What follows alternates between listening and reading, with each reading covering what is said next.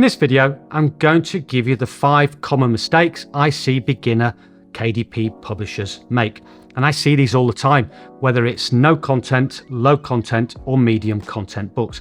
And these mistakes will stop you from making sales, or worse still, get your account terminated. So the aim of this video is to help stop you making these mistakes and therefore help you get sales, protect your account, and to concentrate on the most important aspect of this business, which is creating and publishing books. Okay, so mistake number 1, which is not creating enough books. And I often get a message which goes along the lines of, I created 3 books 4 months ago, I'm not making any sales, why?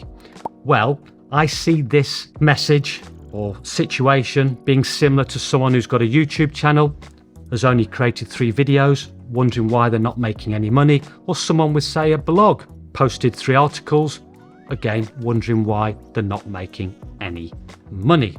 You see, publishing KDP Books is very similar to many other online businesses, and it's a numbers game.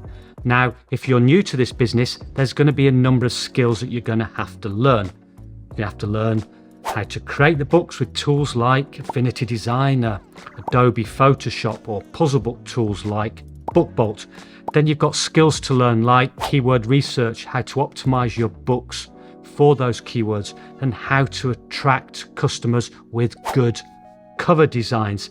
So when you're a beginner at this, you're going to make mistakes, but also all these things are not going to come together to create a product that customers are going to want to buy. So my advice on this is that you need to keep creating books, not just create a few, sit back, wait for sales to come in, because early on your books are probably not going to be good enough. So you need to create books. With each one, you need to create improvements on those books, learn the skills required, and you need to cast your net wide. You see, if you're only going to create 2 or 3 books and sit back, then it may be that you're not going to make sales in that particular niche. And so you need to cast your net wide and create a larger number of books. And the principle of the 80-20 principle often applies as well. And it certainly applies to my KDP publishing business, in that the majority of your books, you may only get a small number of sales or no sales at all. And most of your income is going to come from a small number of those books. And so if you're only creating a few books, you're never going to get to that quantity where you've got that small number of books that's going to bring in all the income. So you need to learn the skills, cast your net wide, and create a larger number so that you can take advantage of that 80-20 rule. Now, the next problem I see, and that is picking a very competitive niche. Again, a very common mistake made by beginners because they see these glamorous niches that are making lots of money. The problem is those niches are also very competitive. An example of one of these niches would be something like coloring books.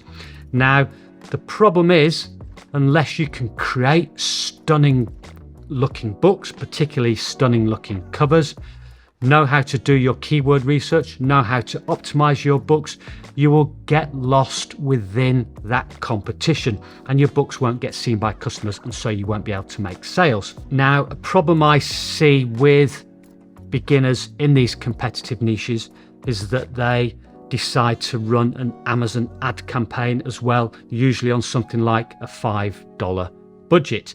Now, there's nothing wrong with running an Amazon ad campaign, but the problem is, in this particular scenario, you've probably not got the skills yet to create books that are going to sell anyway, so no matter how much you spend on your ad campaign, you're never going to get sales.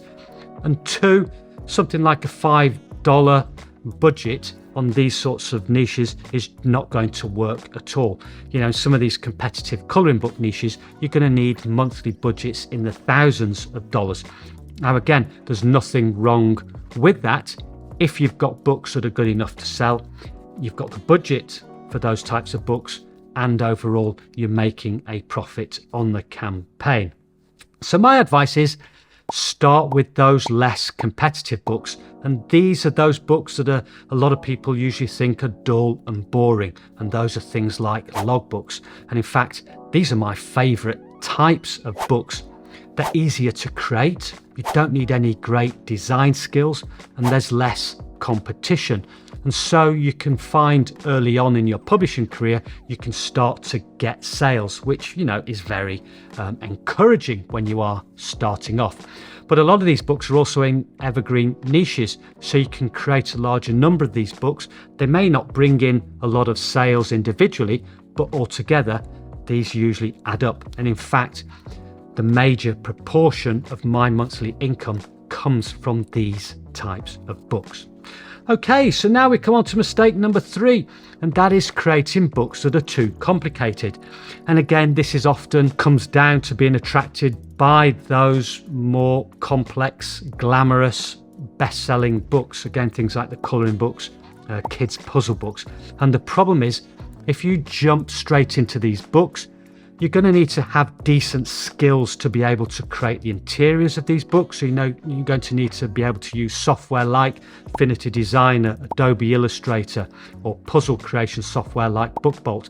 But also there's other issues to consider, things like whether your book has bleed or no bleed, and how to keep content within the margins.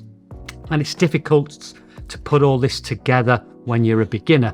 And again, I often get a message saying, I've got this book, it keeps getting rejected. What's the problem? And when you see the error message, there's usually a number of problems there. And it's like trying to untangle a big knot of string. So my advice on this is start simple. Start with simple lined notebooks and journals. Therefore, you get used to the whole creation and publishing process. And then you can build on that by creating those logbooks, and then eventually get to those more complex books. And by the time you get to those more complex books, you have built up greater skills to create books that customers actually want to buy. Okay, so now we come on to mistake number 4, and this is a big one, and that is trademark infringement. I see this commonly with beginner publishers, and I usually get that message saying, I've created 1 or 2 books and I've had my account terminated. And it doesn't matter how much you contact KDP support and say that you're a beginner at this, you're sorry, you won't make this mistake again, you won't get your account back. And in worst case scenarios, you could end up getting sued, which is what you don't want to do. So what do I mean by breaching or infringing trademark? Well, I have a simple rule, and that is if it's an idea based on someone else's or some other business's idea, then there's a good chance you're going to infringe a trademark. And so I would avoid that altogether. And don't get obsessed by a particular idea that's based on someone else's intellectual property. I see that commonly, and I see it in things like Marvel characters, Disney characters, well-known manga characters, and things like vehicle logos. There are so many ideas out there in which you can create books. It's just not worth risking your account because you want to create a particular type of book. And it doesn't matter also whether you've created the images yourself, either you've drawn the images, painted the images, or you've used AI to create those images. If they're based on someone else's idea or intellectual property, there's a good chance you're going to infringe trademark. You can also infringe trademark with words and phrases as well. Common things like Mickey Mouse or Iron Man. So again, avoid using these terms. Now, if you do have a phrase or word that you're not sure of whether it is trademarked, then what I suggest doing is going to the US site, uspto.gov, and doing a trademark search there, or to the World Intellectual Property Organization website at wipo.int, and again doing a search there. Now we come on to the last mistake, and that is number 5, and this is something I call getting lost in the weeds, and this is something that occurs before you've even created your first book. Now, remember, a few years ago, I offered to help out a group of people who were creating and writing a book, and they wanted advice on publishing, which I was happy to give. But this soon turned into this complex situation where they wanted advice on setting up a company, creating brand logos, how to structure a marketing campaign, how to create business structures and brands, not only for the publishing company, but for what would be the ensuing TV company and then the health retreat company. And this was before they'd even created anything to sell. And it was getting so complex, and it was going around in so many circles, I just had to leave them to it and let them get on with it. Now, I often get questions that are related to this, and again, it occurs before someone's even created a book, and it's, how do I set up my tax structure? How do I set up my company? Where do I set up my company? Now, first of all, I'm not a financial advisor, and so I'm the last person you want to get financial advice from. And also, asking some random guy on the internet is not a good idea if you want financial advice either. But what happens is, again, it becomes so complex, you don't quite know what to do, and people spend weeks on trying to come up with what's the best way to structure their business before even creating a book, that they tend to end up not creating a book altogether and forgetting about the business altogether. So my advice on this is that you should keep it simple. If you find yourself falling into these types of rabbit holes, then just take a step back. And it's quite simple. There's just 3 basic steps that you need to consider. 1, setting up your KDP account. 2, creating your first book. And 3, publishing that first book. And when you've done that, repeating steps 2 and 3, creating and publishing. And then when you've got products to sell and you are making sales, then that's the time, probably the best time, to start looking at getting professional advice if you're thinking about tax structures or thinking about company structures. For the majority of people, they probably don't need a company, and for the majority of people, all they need to do is just take that income that they're getting and just declare it on their tax return. Again, I'm not a financial advisor, and if you get to that stage, I suggest getting some financial advice, but not jumping in before you've even created a book, jumping into the expense of setting up these different company structures.